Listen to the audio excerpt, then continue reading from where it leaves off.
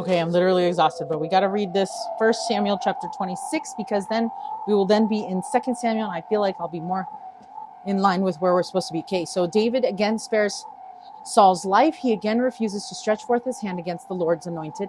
Saul and David separate. Finally, they need to, all that animosity between them. Okay, so chapter 26, verse 1 says, And the Ziphites came unto Saul in Gibeah, saying, Doth not David hide himself in the hill of Hitchilah, which is before Jeshimon? Not to be confused with Pokemon. Then Saul arose and went down to the wilderness of Ziph, having 3,000 chosen men of Israel with him to seek David in the wilderness of Ziph. And Saul pitched in the hill of Hachilah, which is before Jeshimon, by the way. But David abode in the wilderness, and he saw that Saul came after him into the wilderness. David therefore sent out spies and understood that Saul was come in very deed. And David arose and came to the place where Saul had pitched.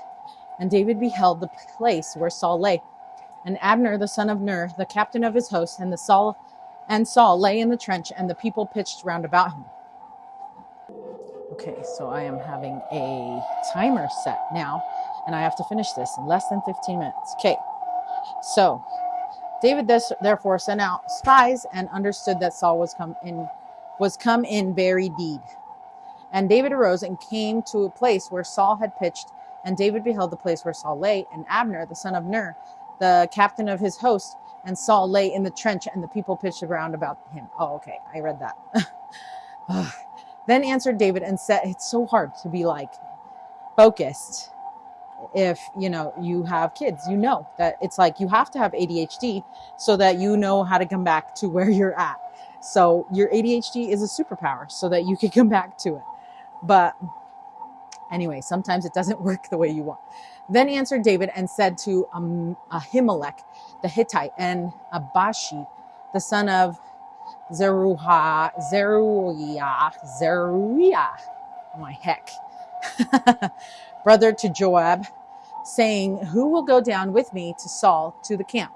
And Abishai said, I will go down with thee. So David and Abishai came to the people by night, and behold, Saul lay sleeping within the trench, and his spear stuck in the ground at his bolster. But Abner and the people lay round about him. Then said Abishai to David, God hath delivered thine enemy into thine hand this day. Now therefore let me smite him, I pray thee, with the spear, even to the earth at once, and I will not smite him the second time. He's like, I'm going to kill him, and I won't have to do it twice. It's just going to work the first time. And David said to Abishai, destroy him not, for who can stretch forth his hand against the Lord's anointed and be guiltless? David said furthermore, as the Lord liveth, the Lord shall smite him, or his day shall come to die, or he shall descend into battle and perish. So he's leaving it up to the Lord again. And I love this, how much he trusts the Lord to fight his battles. The Lord forbid that I should stretch forth mine hand against the Lord's anointed. But I pray thee, take thou now the spear that is at his bolster and the cruse of water, and let us go. So David took the spear and the cruse of water from Saul's bolster, and they gat them away, and no man saw it, nor knew it, neither awakened, for they were all asleep, because a deep sleep from the Lord was fallen upon them. Okay, so David once again has a clear opportunity to take Saul's life, and he refuses, right? Choosing to trust the Lord's timing instead. So this moment reinforces a powerful lesson that we can choose faith over fear, patience over retaliation, and trust that the Lord will work out justice in his own way and time. Okay. So verse 13. Then David went over to the other side and stood on the top of an hill afar off, a great space being between them. And David cried to the people, and Abner, the son of Ner, saying, Answerest thou not, Abner? Then Abner answered and said, Who art thou that criest to the king? And David said to Abner, Art not thou a valiant man? And who is like to thee in Israel? Wherefore then hast thou not kept the Lord the king? For there came one of the people to destroy the king thy Lord. This thing is not good that thou hast done. As the Lord liveth, ye are worthy to die, because ye have not kept your master and the Lord's anointed. And now see where the king's spear is, and the cruse of water that was at his bolster. And Saul knew David's voice, and said, Is this thy voice, my son David? And David said, It is my voice, my lord, O king. And he said, Wherefore doth my lord thus pursue after his servant? For what have I done, or what evil is in mine hand? Hold on, why is it trying to... So now, therefore, I pray thee, let my lord the king hear the words of his servant. If the Lord have stirred thee up against me, let him accept an offering. But if they be the children of men, cursed be they before the Lord. For they have driven me out this day from abiding in the inheritance of the Lord, saying, Go serve other gods. Now therefore let not my blood fall to the earth before the face of the Lord. For the king of Israel is come out to seek a flea, as when one doth hunt a partridge in the mountains. I'm just exhausted. Then said Saul, I have sinned. Return my son David, for I will no more do thee harm, because my soul was precious in thine eyes this day.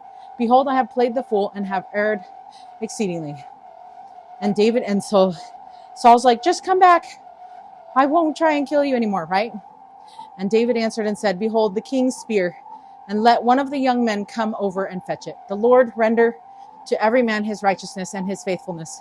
For the Lord delivered thee into my hand today, but I would not stretch forth mine hand against the Lord's anointed. And behold, as thy life was much set by this day in mine eyes, so let my life be much set by my life be much set by the eyes of the Lord, and let him deliver me out of all tribulation. Then Saul said to David, Blessed be thou, my son David, thou shalt do great things, and also shalt still prevail. So David went on his way, and Saul returned to his place. Okay. So Saul in the morning, from a distance, and again proves his innocence. Rather than seeking revenge, David respectfully pleads his case and shows that he values Saul's life, even when Saul has sought his. This moment softens Saul's heart for the moment, leading him to confess his wrongdoing and recognize David's righteousness. So here's some more notable things that happen in the chapters not covered in the Come Follow Me schedule, because we are now at the end of chapter 26. So Saul and his sons are slain by the Philistines. So he let the Lord figure it all out for him. Judah anoints David king, but Ishbosheth, Saul's son, is made king over the tribes of Israel. House of David and house of Saul have a long war. David becomes stronger.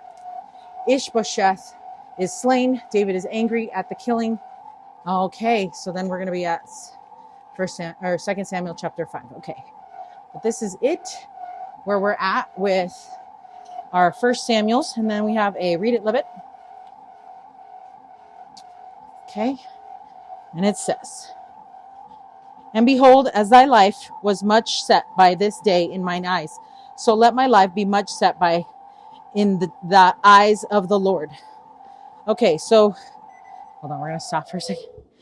Dave, I don't know if you can see the sweat.